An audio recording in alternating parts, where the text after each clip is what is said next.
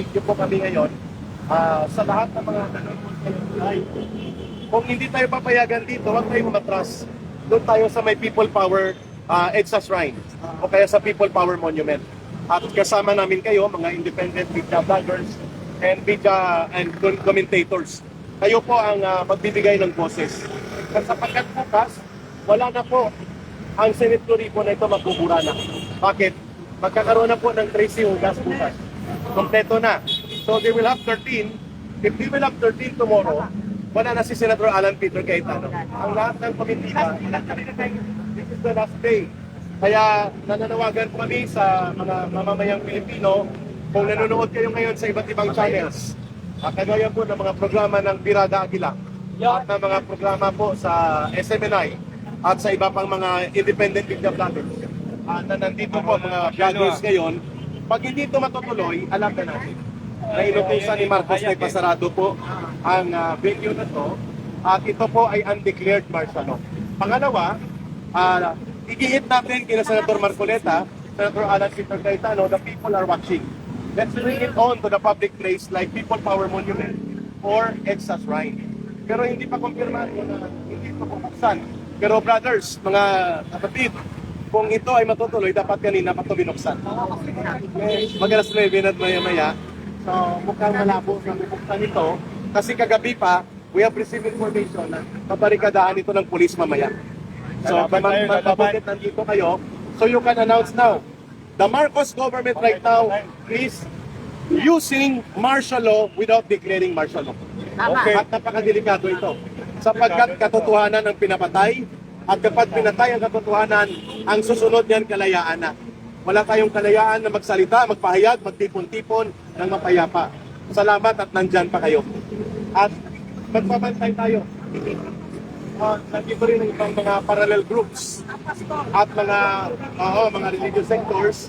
So maya-maya po, huwag niyong tigilan to baka magkaroon ng arestuhan sakaling dumating ang mga 18 or 14 or iba pang mga witnesses. Kasi ang sabi ni Matibag, they are using usurpation of authority.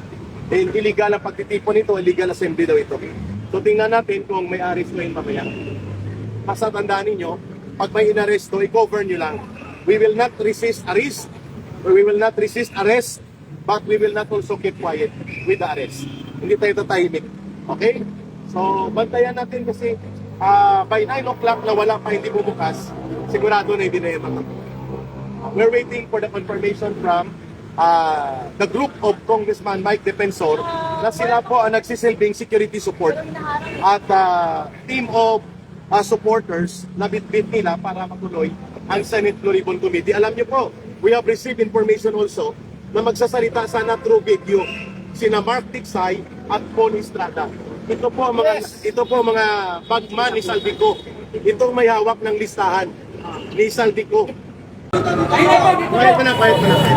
Quiet daw, sabi na natin. Ganun magsasalita si Lord.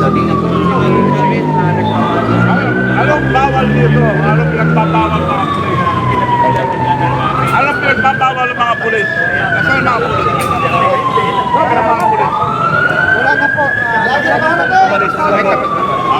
Dapat mo tayo. Dahil illegal daw ang Senate Floripo. Pare,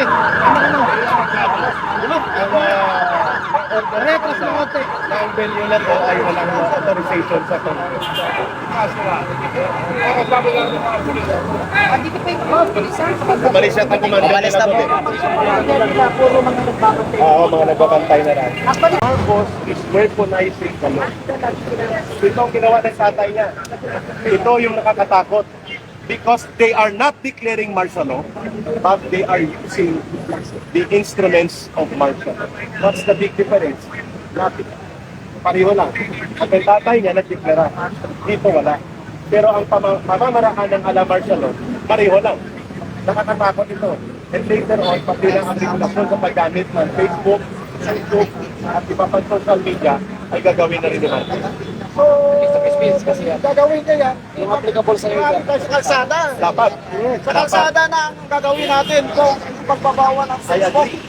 Agree ako na ang Blue Ribbon Committee, habang may oras pa, hindi pa naman nakatapos. Let's bring it on doon sa People Power Monument of Texas Ride. para makita ng taong bayan. Sa mga nagtatanong kung matuloy ang BRC, ito po yung inaabangan natin sa ngayon mga kababayan. Laban. Pupili na tayo lang.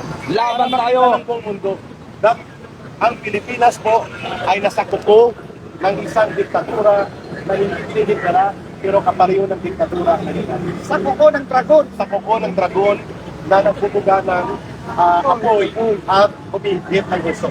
Alam mo. Sino ba kay Eric ang balak na tatalon sa grupo ni Gatchalian? Ang naririnig natin ngayong araw na to, tapos na po, mate na si Joel Villanueva. Pero sabi niya nga, hindi daw siya Eh di malalaman natin bukas kasi bukas bago mag-session, mauuna ang reorganization. So pag tumawid si Joel Villanueva bukas, idideklara nila that they have 13. Magkakaroon ng eleksyon, tapos na po ang buhay ng presidency ni Senator Alan Peter Cayetano. Pag hindi siya tumawid, Pag hindi siya tumawid, deadlock yun, pero hindi papayagan ni Marcos yun na magkaroon ng deadlock. The purpose of the special session tomorrow is to seize power from the Senate. Dahil hindi nila makukuha na magsesyon, nagpatawag ng special session. The purpose of the special session is related here kung bakit hindi ito papayagan. Ang Senate report ng Senate, papalitan na sila. Tatanggalin si Cayetano, tatanggalin si Marcoleta. At para mangyari yan, kailangan tumawid si Joel Villanueva.